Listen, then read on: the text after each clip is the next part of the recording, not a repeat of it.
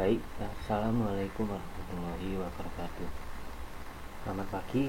Di pertemuan kali ini saya akan membahas mulai dari gambaran aliran biaya produksi itu seperti apa. Ini di pelajaran akuntansi perusahaan manufaktur ini.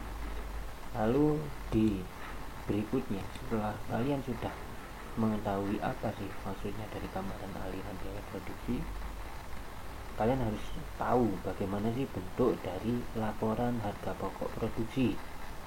Nah, setelah itu barulah kalian harus tahu bagaimana sih cara pencatatan jika menggunakan harga pokok pesanan dan jika menggunakan harga pokok proses. Secara pembelajaran kemarin, luring dan daring, kalian sudah memahami apa itu karakteristik biaya dan macam-macam biaya, klasifikasinya ya, klasifikasi ya maksudnya. Terus ada bagaimana penjualannya ketika bahan baku masuk, terus diproses, setelah diproses menjadi produk jadi, itu bagaimana kemarin sudah saya jelaskan. Dan kemarin juga sudah kalian otak-atik bagaimana sih kalau misalkan ada pesanan order gitu ya. Jadi kartu pesanannya seperti apa bentuknya, nanti jurnal yang dibutuhkan apa saja, terus untuk mencari labanya bagaimana, lalu biaya produksinya berapa yang dikeluarkan untuk pesanan tersebut. Itu kemarin sudah latihan 2 atau 3 kali. Di video ini kembali saya review dari gambaran aliran biaya produksi dan laporan harga pokok produksi. Nanti kalau misalkan masih ada waktu bisa saya lanjutkan ke sedikit membahas masuk ke harga pokok proses ya, harga pokok pesanan. Nanti silakan jika ada pertanyaan bisa ditanyakan bagaimana harga pokok pesanan itu seperti apa ya. Nanti tanyakan aja, bisa lewat WA atau di kolom komentar ya. Oke, langsung saja. Jadi gambaran aliran biaya produksi. Biaya produksi itu secara umum dibagi menjadi 3. Ada BBB atau bahan baku, ada BDKL atau biaya tenaga kerja langsung, dan ada BOP atau biaya overhead pabrik. Jadi ini 3 biaya secara umum atau 3 biaya pokok dalam proses produksi di perusahaan manufaktur. Nah, di sini 5 juta ada di debit. Dia menandakan bahwa perusahaan telah membeli atau tersedia persediaan di gudang perusahaan berupa bahan baku sebesar 5 juta. Kalau hanya bahan baku saja tidak akan bisa menjadi persediaan produk jadi. Lalu maka dibutuhkan BDKL ya, biaya yang kedua. BDKL untuk membayar tenaga kerja langsung dibutuhkan uang sebesar 1 juta nih, dan di sini ya debit ini. Lalu berikutnya ada BOP. Selain adanya bahan baku dan selain adanya biaya tenaga kerja langsung untuk menjadikan suatu produk menjadi produk jadi, dibutuhkan namanya mesin dan tenaga kerja lainnya yang tidak terlibat langsung dalam proses produksi. Jadi di sini dianggarkan di debit sebesar 500.000 untuk BOP-nya. BOP sendiri dibagi menjadi 2, ada BOP dibebankan dan BOP sesungguhnya. BOP dibebankan, BOP yang akan direncanakan ya. Untuk proses produksi ini kira-kira berapa biayanya. Jadi masih belum mulai proses produksi. Kalau BOP sesungguhnya adalah BOP yang sudah real, sudah terlibat dalam proses produksi. Tuh. Setelah itu di perusahaan manufaktur bahan baku ini diolah menjadi persediaan dalam proses atau produk setengah jadi ya. Nah, lalu dipindahkan ke kredit, masuklah ke departemen proses ya, ini pemrosesannya. Muncullah akun baru yaitu PDB bahan baku, persediaan dalam proses bahan baku. Nah, Di proses ini kalau hanya bahan baku saja tidak bisa, maka dibutuhkan PDP, PDKL, tenaga kerjanya masuk 1 juta di sini. Lalu dibutuhkan lagi BOP, nih BOP-nya 400 nih. Nah, ini adalah 3 biaya produksi yang nantinya outputnya atau keluarannya akan menghasilkan suatu produk jadi.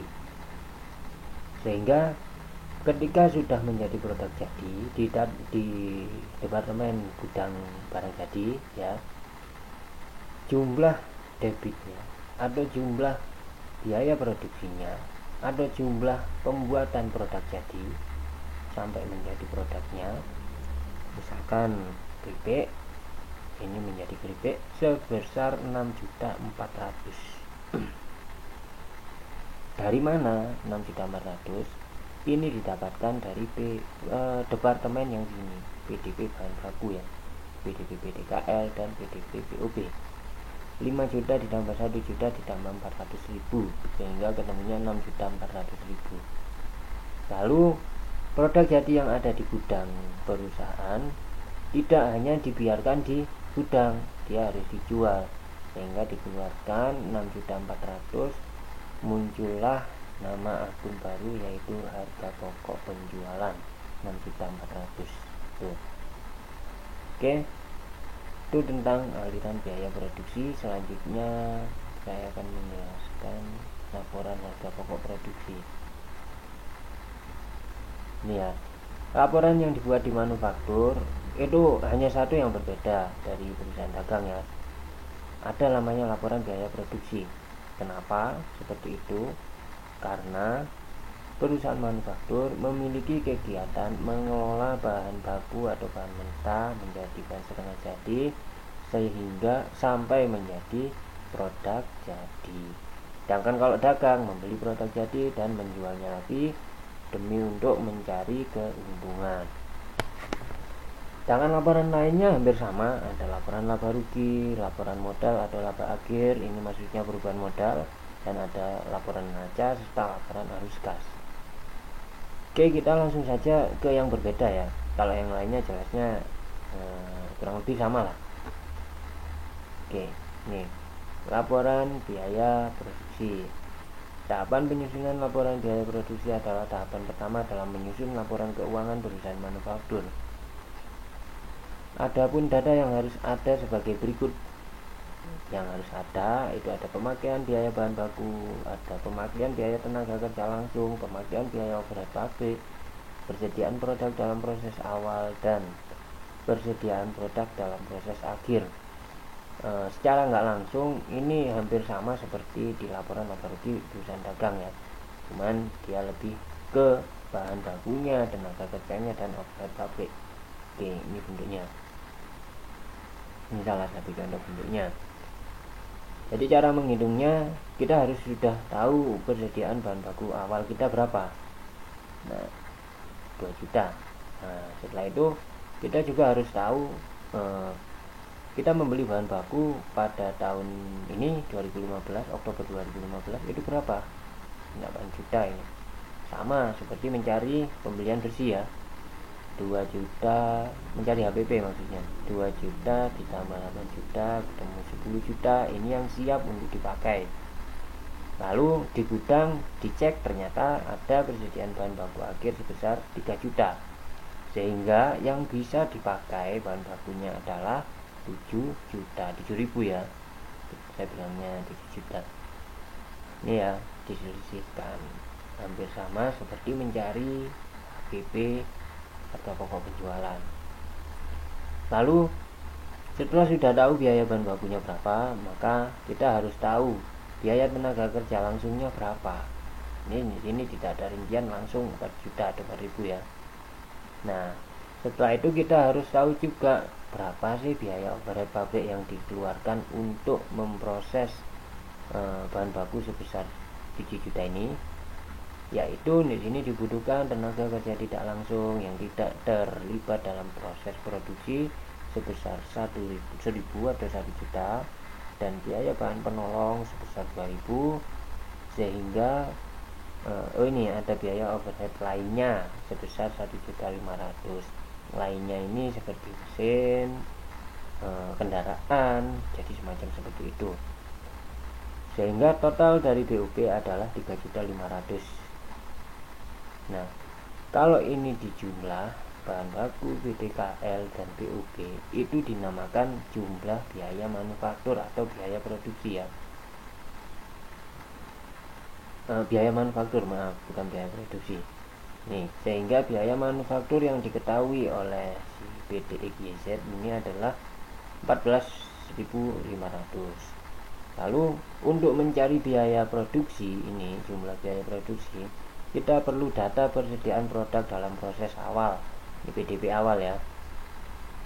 PDP awalnya berapa? Di sini 4.500, sehingga ditambah dengan jumlah biaya manufaktur, ketemulah jumlah biaya produksi 19.000.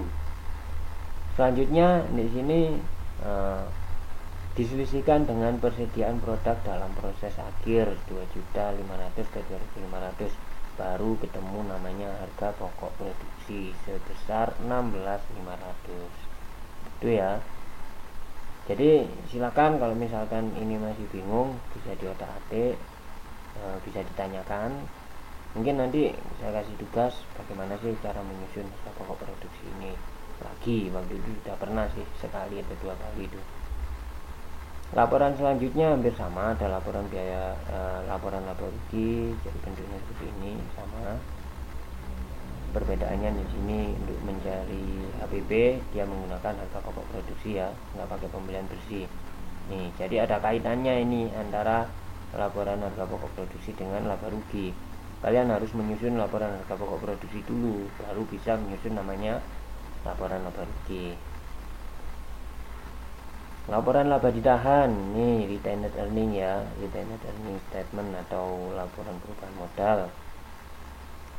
Ini laba awalnya berapa, laba bulan berjalannya berapa, dikurangi dengan dividen, lalu ketemulah namanya laba ditahan akhir. Neraca sama, aset sebelah sini, yang kewajiban dan ekuitas sebelah sini. Ini bentuk skundro ya, level vertikal dia, aset kewajiban di bawahnya dan ekuitas di bawahnya. Berikutnya di sini ada laporan arus kas, ini hampir sama juga. Arus kas dibedakan menjadi 3 sumber ya, atau 3 aktivitas. Dimana aktivitas yang pertama adalah operasional, dari utang, piutang, persediaan, dan lain sebagainya yang ada hubungannya dengan operasional perusahaan. Lalu ada namanya aktivitas dari investasi. Investasi ini dilihat dari apakah kita membeli aktiva tetap baru atau menjual aktiva tetap baru. Tuh.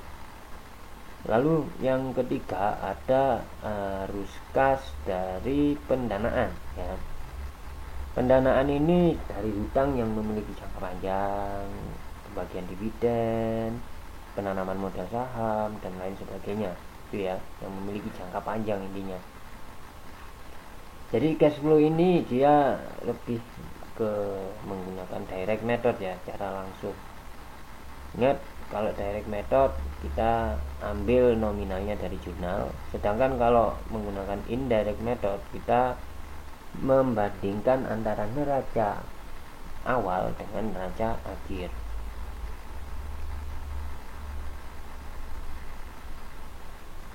Oke, itu mungkin itu untuk materi review ya, aliran biaya produksi dan laporan harga pokok produksi. Nanti saya coba saya kasih soal, silahkan susun laporan harga pokok produksi dan laporan laba rugi. Setelah itu dalam 1 hari ini silahkan kalian tonton 2 video, yaitu tentang harga pokok pesanan dan harga pokok proses. Oke, mohon maaf jika ada salah kata atau kurang lebihnya. Saya akhiri. Assalamualaikum warahmatullahi wabarakatuh. Semoga ini bermanfaat. Amin.